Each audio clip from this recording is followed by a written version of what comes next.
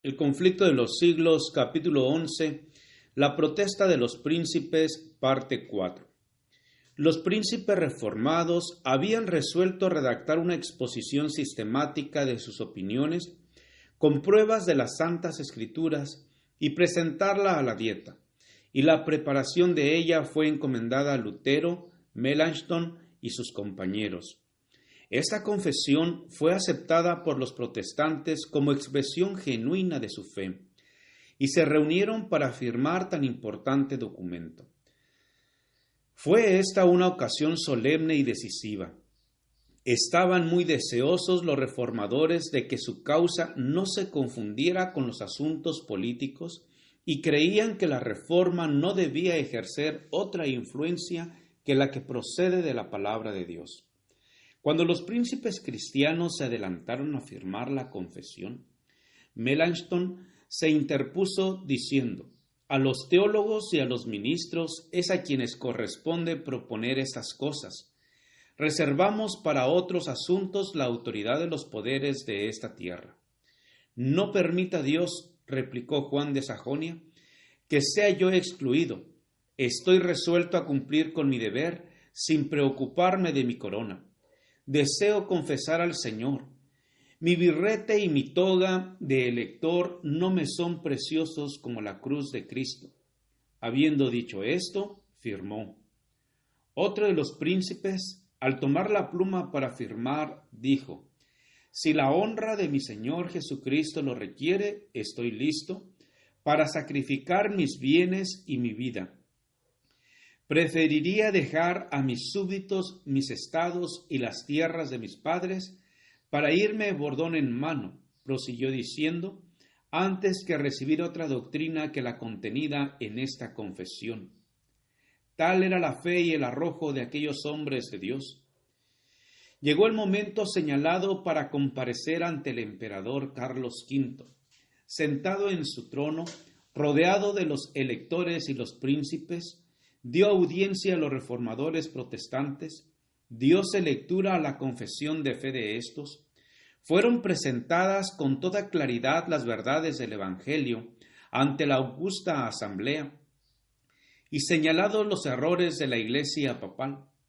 Con razón fue llamado aquel día el día más grande de la Reforma y uno de los más gloriosos en la historia del cristianismo y de la humanidad. Hacía apenas unos cuantos años que el monje de Wittenberg se presentara solo en Worms ante el Concilio Nacional, y ahora, en vez de él, veíanse los más nobles y poderosos príncipes del imperio. A Lutero no se le había permitido comparecer en Augsburgo, pero estaba presente por sus palabras y por sus oraciones. Me lleno de gozo, escribía, por haber llegado hasta esta hora en que Cristo ha sido ensalzado públicamente por tan ilustres confesores y tan gloriosa asamblea. Así se cumplió lo que dicen las Sagradas Escrituras. Hablaré de tus testimonios delante de los reyes. Salmo 119, 46. En tiempos de Pablo, el Evangelio, por cuya causa se le encarceló, fue presentado así a los príncipes y nobles de la ciudad imperial. Igualmente, en Augsburgo, lo que el emperador había prohibido que se predicase desde el púlpito, se proclamó en el palacio. Lo que había sido estimado aún indigno de ser escuchado por los sirvientes, era escuchado con admiración por los amos y señores del imperio. El auditorio se componía de reyes y de nobles. Los predicadores eran príncipes coronados y el sermón era la verdad real de Dios. Desde los tiempos apostólicos, dice un escritor, no hubo obra tan grandiosa ni tan inmejorable confesión.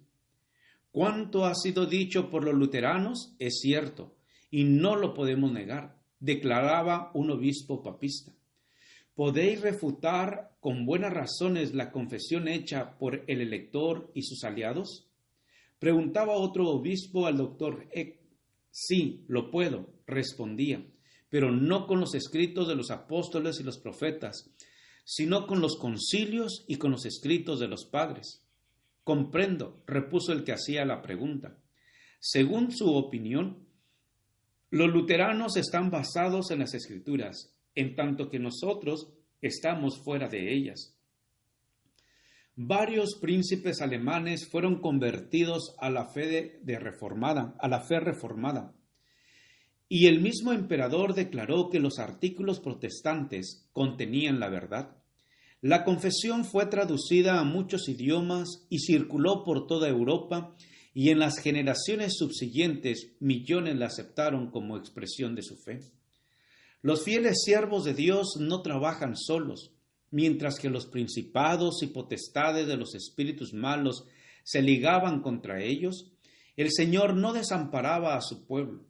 Si sus ojos hubieran podido abrirse, habrían tenido clara evidencia de la presencia y el auxilio divinos, que les fueron concedidos como a los profetas en la antigüedad. Cuando el siervo de Eliseo mostró a su amo las huestes enemigas que lo rodeaban, sin dejarles cómo escapar, el profeta oró: «Ruégote, oh Jehová, que abra sus ojos para que vean».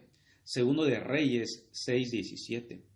Y he aquí el monte estaba lleno de carros y caballos de fuego. El ejército celestial protegía al varón de Dios. Del mismo modo, había ángeles que cuidaban a los que trabajaban en la causa de la reforma.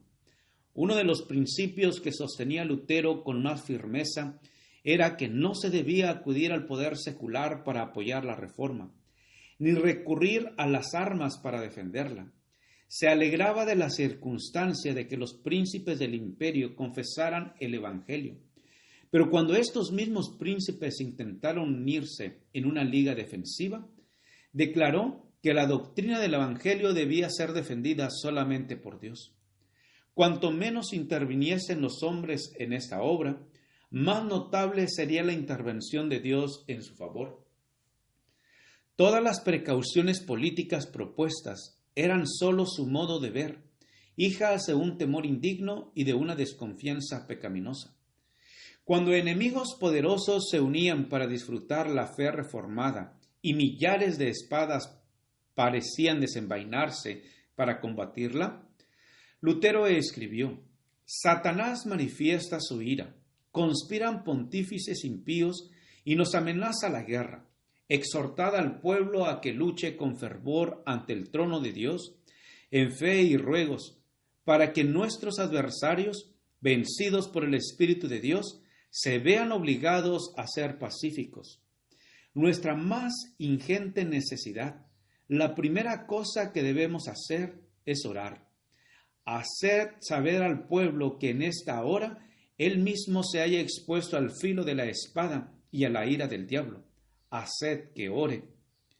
En otra ocasión, con fecha posterior, refiriéndose a la liga que trataba de organizar los príncipes reformados, Lutero declaró que la única arma que debería emplearse en esa causa era la espada del Espíritu.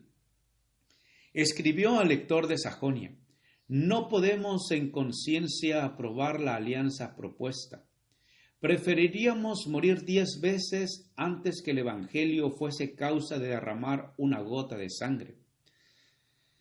Nuestra parte es ser como ovejas del matadero. La cruz de Cristo hay que llevarla. No tema su alteza. Más podemos nosotros con nuestras oraciones que todos nuestros enemigos con sus jactancias. Más que nada evitad que se manchen vuestras manos con la sangre de vuestros hermanos. Si el emperador exige que seamos llevados ante sus tribunales, estamos listos para comparecer. No podéis defender la fe, cada cual debe creer a costa suya». Del lugar secreto de oración fue de donde vino el poder que hizo estremecerse al mundo en los días de la Gran Reforma. Allí, con santa calma, se mantenían firmes los siervos de Dios sobre la roca de sus promesas.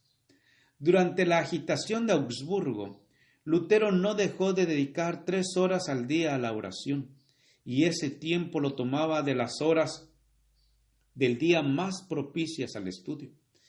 En lo secreto de su vivienda se le oía derramar su alma ante Dios con palabras de adoración, de temor y de esperanza, como si hablara con un amigo.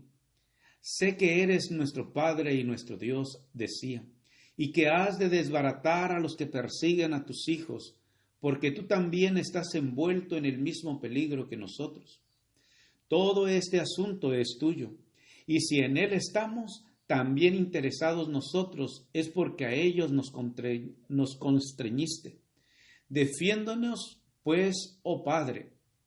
A Melanchthon se le hallaba agobiado bajo el peso de la ansiedad y del temor. Le escribió: gracia y paz en Jesucristo. En Cristo, digo, y no en el mundo. Amén. Aborrezco de todo corazón esos cuidados exagerados que os consumen. Si la causa es injusta, abandonadla, y si es justa, ¿por qué hacer mentir la promesa de aquel que nos manda dormir y descansar sin temor? Jesucristo no faltará en la obra de justicia y de verdad. Él vive, Él reina. ¿Qué pues temeremos? Dios oyó los clamores de sus hijos, infundió gracia y valor a los príncipes y ministros para que sostuvieran la verdad contra las potestades de las tinieblas en este mundo. Dice el Señor: he aquí que yo pongo en Sión la piedra principal del ángulo, escogida, preciosa, y aquel que creyere en ella no quedará avergonzado. Primera de Pedro 2:6. Los reformadores protestantes habían edificado sobre Cristo y las puertas del infierno no podían prevalecer contra ellos. Gracias por escuchar este audio. Te invito a escuchar el siguiente capítulo. Jehová te bendiga y te guarde. Jehová haga resplandecer su rostro sobre ti y tenga de ti misericordia. Jehová alce sobre ti su rostro y ponga en ti paz. Con aprecio, el pastor Juan Manuel Flores Espinosa.